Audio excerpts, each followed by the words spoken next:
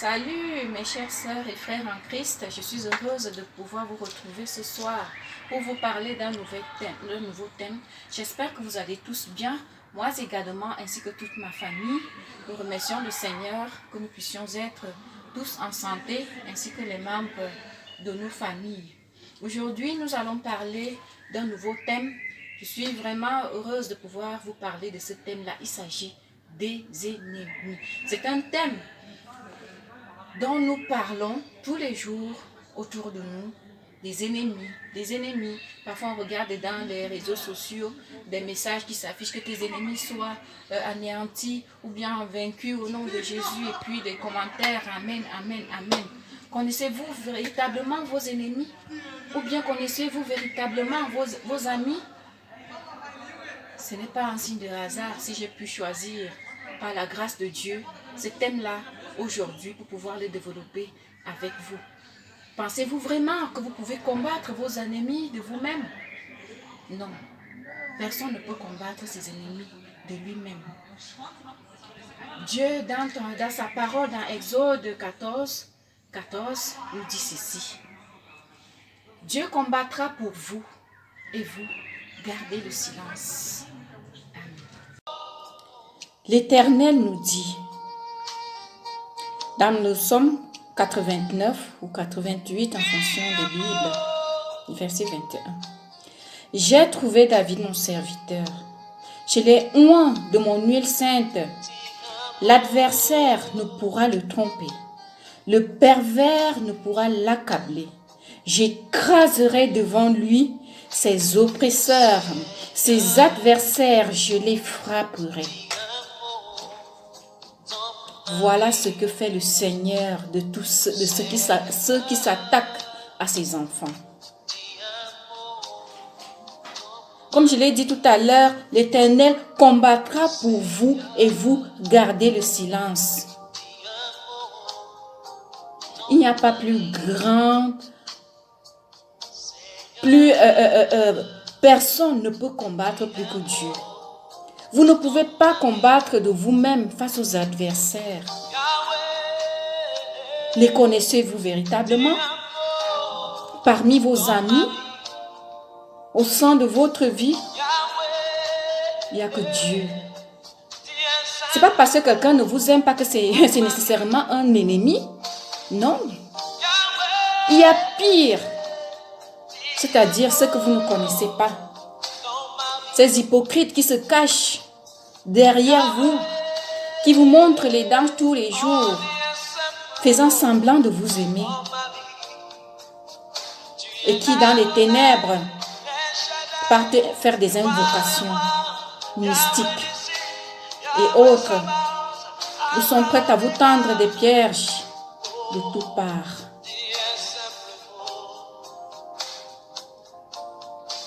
Pouvez-vous véritablement les combattre?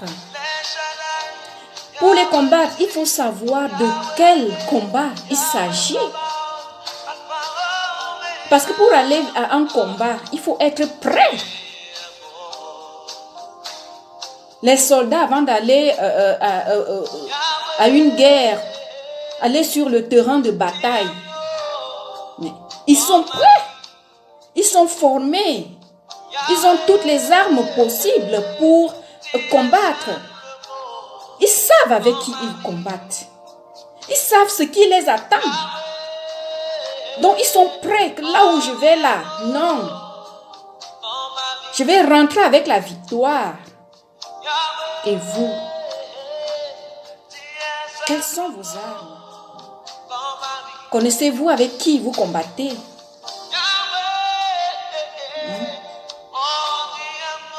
C'est pour ça qu'il faut se confier au Seigneur.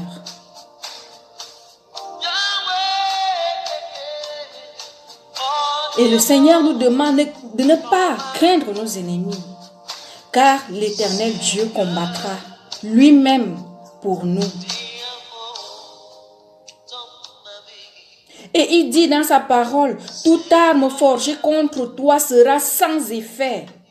Et toute langue qui s'élèvera en justice contre toi, tu la condamneras. Tel en est l'héritage des serviteurs de l'Éternel. tel est le salut qui leur viendra de moi, dit l'Éternel. Avec Dieu, tes ennemis sont vaincus. La défaite du diable et de tes ennemis est certaine avec le Seigneur. Ce n'est pas parce que quelqu'un a mis un message que tes ennemis soient vaincus au nom de Jésus. Tu dis Amen, tu penses que tu as vaincu tes ennemis. Désolé, mais ce n'est pas ça. Ce n'est pas ça, vaincre les ennemis. Il faut être prêt. Afin que lorsqu'ils viennent, qu'ils trouvent un roc. Qu'ils se butent à un roc. Ce roc-là, comment le constituer? C'est par la prière.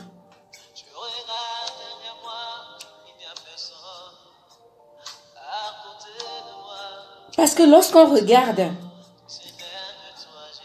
le texte biblique, Éphésiens, chapitre 6, verset 12, qu'est-ce qu'il nous dit? Parlant des ennemis. Car ce n'est pas contre les adversaires de sang et de chair que nous avons à lutter. Ce que veut dire, ce n'est pas contre l'homme, l'être humain, c'est-à-dire l'être de chair et de sang, mais contre les principautés, contre les puissances, contre les régisseurs de ce monde de ténèbres, contre les esprits du mal qui habitent les espaces terrestres et célestes, pardon. Les espaces célestes, ça veut dire que ce n'est pas un combat ordinaire. Ce n'est pas un combat physique. Vous n'allez pas aller au marché acheter des armures comme les soldats. Non, c'est un combat spirituel.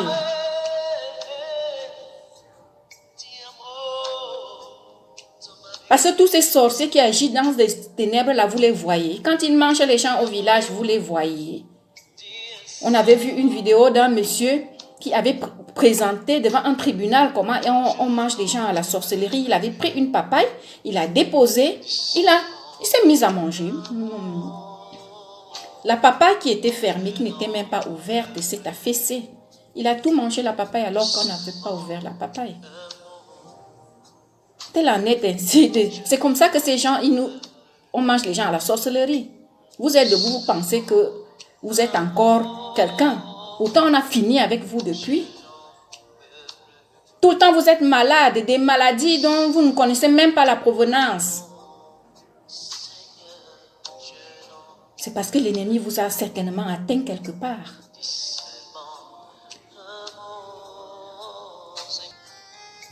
Et pour combattre nos ennemis, comment est-ce que nous devons procéder? C'est par l'amour. D'abord envers ces ennemis-là. Par l'amour, c'est-à-dire quoi? Quand on va dans Proverbe 25, du chapitre 21 au 22, il est écrit: si ton ennemi a faim, donne-lui du pain à manger. S'il a soif, donne-lui de l'eau à boire. Ce sont là des charbons ardents que tu amasses sur sa tête. Et l'Éternel te récompensera.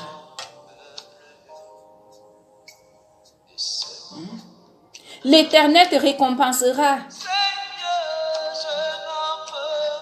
Quand tu connais déjà tes ennemis, ne cherche pas à leur rendre le mal qu'ils te font.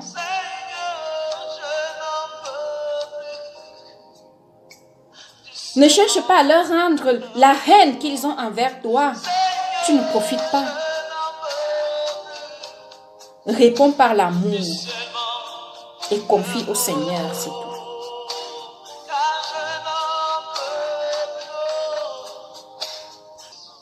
Jésus-Christ est venu détruire les œuvres du diable.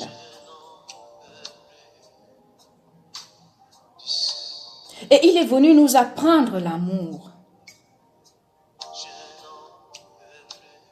Il nous a dit dans sa parole, aimez vos ennemis.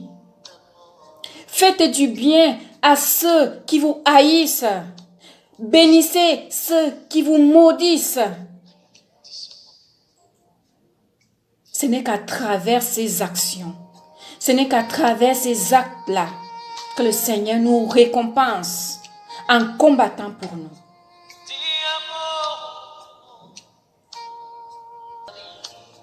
Quel que soit le nombre de tes ennemis, quelle que soit leur puissance,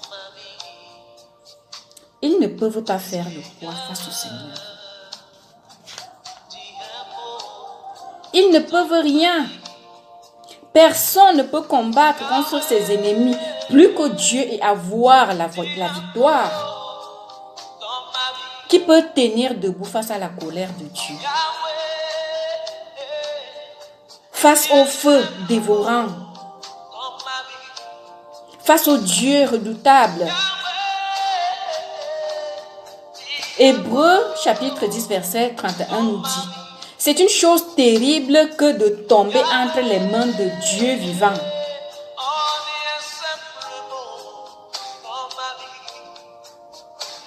Confiez au Seigneur, lui seul saura prendre soin de vos ennemis pour vous défendre afin qu'ils ne puissent pas vous atteindre. N'allez pas au combat de main nue. Dieu est un Dieu redoutable. Vous avez vu ce qu'il a fait au peuple égyptien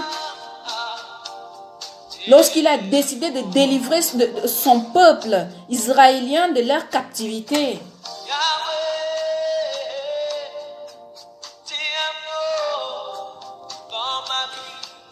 Dans le livre d'Ésaïe 49, verset 26, il est écrit: je ferai manger à tes oppresseurs leur propre chair. Ils s'enivreront de leur sang comme du mou. Et toute chair saura que je suis l'Éternel, ton sauveur, ton rédempteur, le puissant de Jacob. Telle est la parole de Dieu. Et voilà ce qu'il fera de tes ennemis. Pourquoi crains-tu? De quoi as-tu peur? Que peuvent-ils te faire lorsque tu as Dieu devant toi, qui combat pour toi?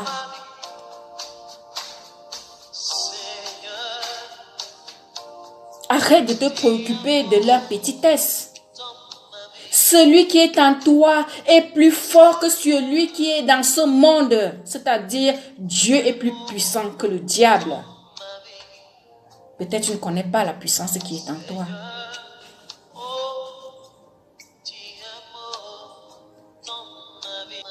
Dieu va plus loin en disant: je bénirai ceux qui te béniront et je maudirai ceux qui te maudiront. Si quelqu'un te maudit, parfois il y a tellement d'hypocrites, ils font pas ça directement, ils vont pas te dire: ah, celui-là, il va pas te le dire directement, il va aller dans des choses cachées pour te maudire, pour aller faire des pratiques mystiques et des choses dont tu n'es même pas au courant. Le Seigneur te dit: je bénirai ceux qui te béniront. Et je maudirai ceux qui te maudiront parce que tu es enfant de Dieu, parce que tu es un béni de Dieu, parce que Dieu t'a choisi pour le connaître, pour le servir. Ne crains rien. Celui qui est en toi est plus fort que celui qui vit dans ce monde. Dans ce combat qui est un combat spirituel, le Seigneur nous a donné des armes. Il nous dit, dans le livre des Épîtres d'Éphésiens, chapitre 6, verset 14. Tenez-vous donc debout. Prenez la ceinture, la vérité pour ceinture, la justice pour cuirasse et pour chaussure, le zèle à propager l'évangile de la paix. Ayez toujours en main le bouclier de la foi, grâce auquel vous pourrez éteindre tous les traits enflammés du mauvais. Dans d'autres Bibles, on va parler du malin. Enfin, recevez le casque de salut et le glaive de l'esprit, c'est-à-dire la parole de Dieu. Voilà les armes du chrétien pour lutter contre ses ennemis, pour lutter contre le monde des ténèbres. Dieu vous a tout donné. Dieu nous a tout donné. Nous n'avons plus à craindre. Lorsqu'on est un véritable enfant de Dieu, les choses ne peuvent plus se passer normalement. Vous allez être combattus. Mais n'ayez pas peur, parce que Dieu combattra pour vous.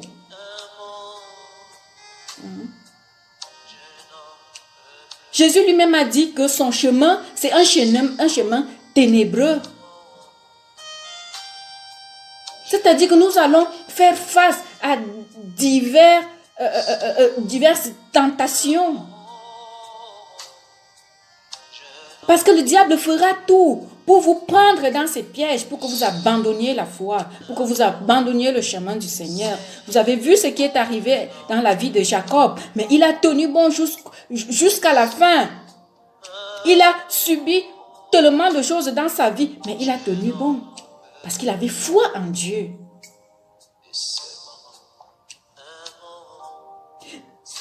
Ne passez plus votre temps à vous préoccuper de vos ennemis.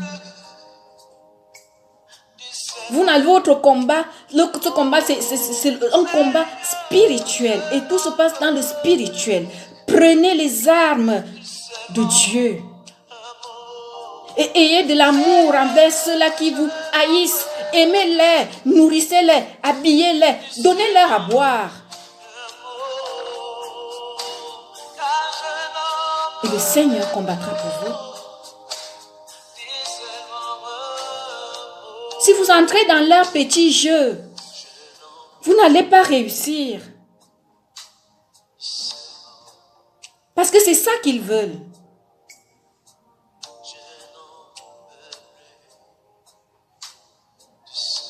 Lorsqu'on est véritablement enfant de Dieu, ce n'est plus l'être de chair qui agit, mais c'est l'être spirituel. Cet être spirituel qu'il faut nourrir par la foi. Cet être spirituel qu'il faut nourrir par la prière, les bonnes actions, l'amour. Ainsi, face à l'adversité, vous pourriez enfin répondre comme Élie l'avait fait au cinquantenier que le roi Ocosias avait envoyé pour le chercher.